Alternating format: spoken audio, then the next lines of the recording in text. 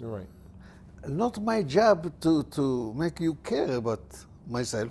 Appreciate. You need to see it, you need to feel it. And usually when somebody loves himself, his personality, his whole appearance, his whole life showing up.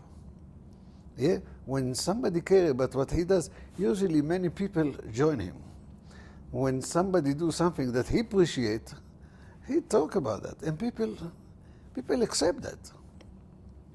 That's make your life much more fulfilling. Yes.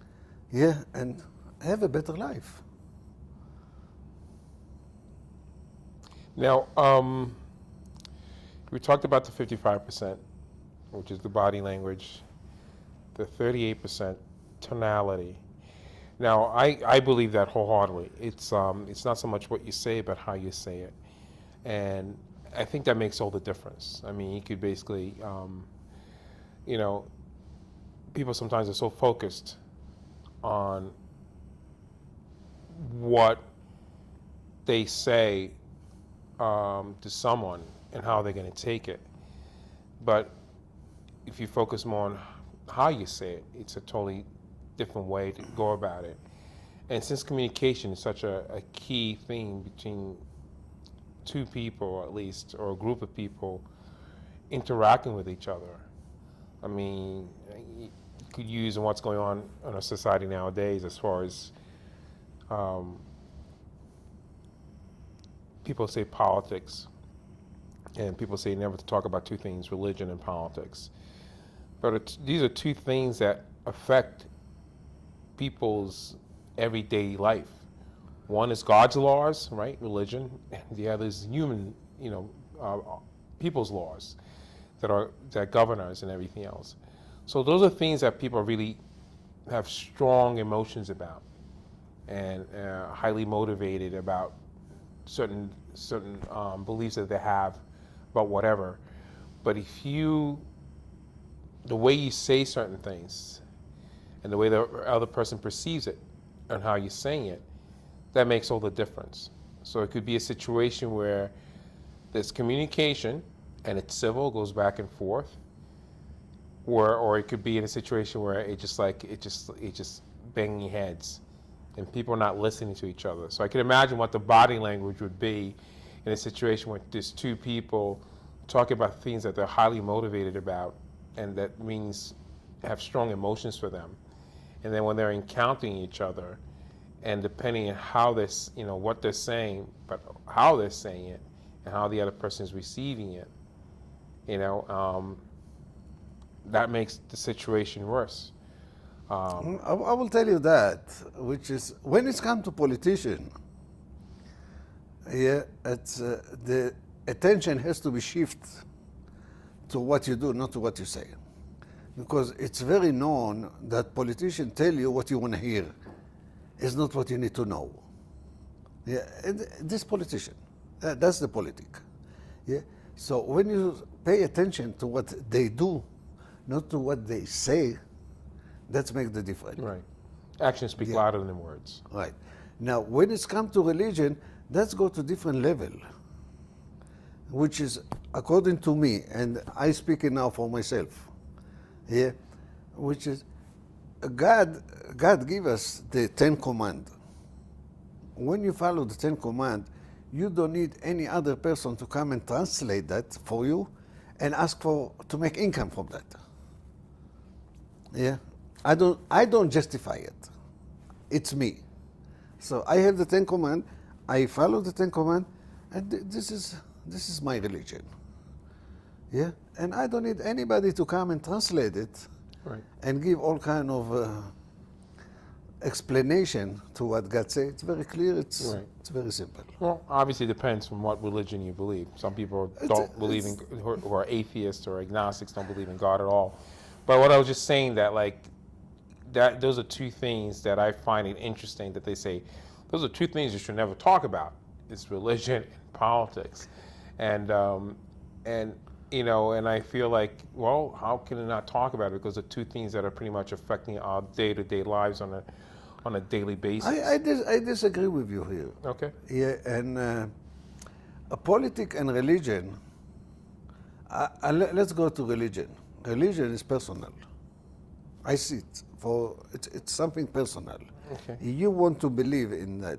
Now, when someone attack your belief, he's your enemy. Right. So when it's come to religion, that's what happened.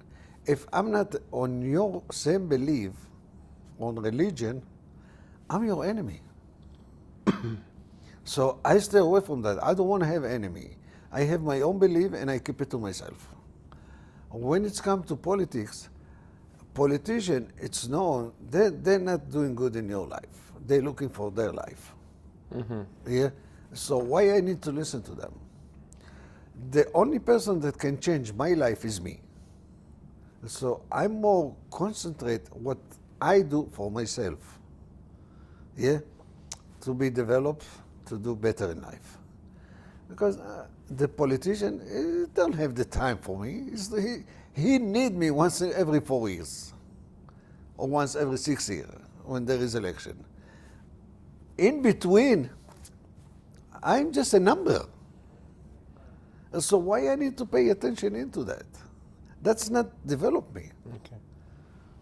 Yeah, I was just I was using that. I was looking at a situation where, you know, when people, I'm not necessarily talking about politicians themselves, but when people are talking about politics, which happens a lot now, and how people could better communicate with each other, where, you know, tonality is an important thing. It's not so much what they're saying, but how they're saying it. You know, I think that would be something that people could be conscious about, that they could utilize to serve themselves better and serve, you know, the people they're interacting with better. Because otherwise, it just, you know, it seems like just people are just like, you know, just going their separate ways. They're becoming more divided than united. And there's obviously are important conversations, because it's not just, you know, it's not about, when you hear the word politics, it's a certain connotation. But for some people, it's not a question of politics. It's a question of ethics. It's a question of morals, question of values, question of principles. It's a question of common decency.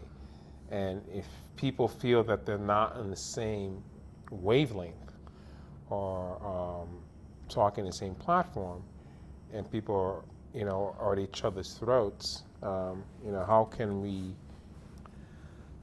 better serve ourselves and each other in being aware of that? So not only the body language, but also your tonality.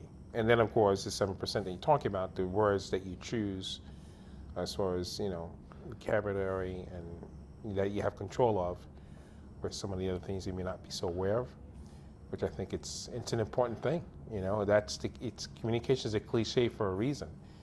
You know, and how do we work better within our community, a local community or a global community, to be aware of these things. So I think for me, I hope that from other people, they think that that will be an important aspect of, you know, relating with each other.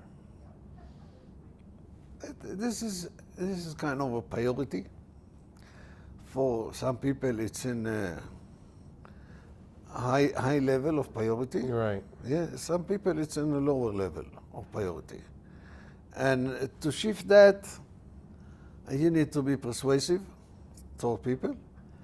Yeah, and I don't want to have any part of that, because as I mentioned, I tell you what's happened to me once, way back, I don't know, 10, 12 years ago, something like that. I was in a kind of a meeting, and it was one politician that want to go to, I don't know, Congress or Senate or something like that. And he looking for a vote, so he came and he was talking to people. And I said to him, look, you will have my vote, yeah? When you start to tell people how good you're going to do, now how bad the other. And when you start to talk how the other bad, and you don't highlight how good you are, so what I get here? You're right.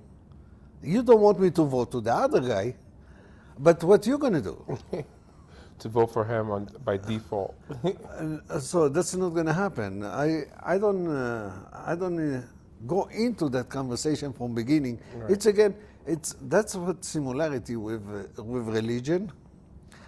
When you have belief in some movement or some party, yeah, when someone come and attack your belief, it become your enemy. Right.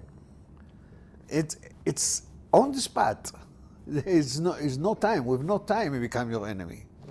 Now you change all the perspective about him. Yeah, just because he liked the other party. Yeah, why you want to have that in your life? Why you want to make people stay away from you? Because instead to bring them closer, I rather to bring people close to me than push them away. Right. Right. Yeah, I guess, well, for some people, like you said, it's a priority. Either it's a high priority or low priority, because some people really have strong emotions about, strong convictions about what they believe. And, you know, for them, it's everything for them. And for others, it may not be. So I just find it interesting conversation. I understand. In that regards. Chaim, you know, for our viewers, what would you want to leave them with as we close our show here? Anything that you'd hope that they were able to use and use for themselves and for others? Well, first, I don't hope, and I suggest that nobody gonna hope, because hope, you sit down and wait for something to happen, and you don't take action, Okay. and usually nothing happens. Yes. So, what the action? I mean, I said something like that. It's every person should have a dream, and if you don't have one, go buy one, steal one, take from your grandma. You need to have a dream. Along the history of the world, nobody achieved his dream by himself. So when you have a dream, you need to have a team. When you have a good team, your dream become reality. Now, who you put on your team? You look for people that believe in you and support you. And they will challenge you on your dream, not by tell you that doesn't work. It's just, I'm here to support your dream. You want to go to the moon? Let's find out how to make that. Don't tell me I can't. Let's find a way how we can make that. When you have this kind of support, that's what you want. And you can have it from all over. Search for those people. When you find them, put them on your team, your dream going to become reality. Thank you. And Chaim, I just want to thank you again for opportunity for being on my show. And want to, It's a joy and pleasure for me. well, thanks again. And for our viewers out there, I just want to say thank you for, for another episode of Conversation with Dr. De Silva. And until next time, you have a good night.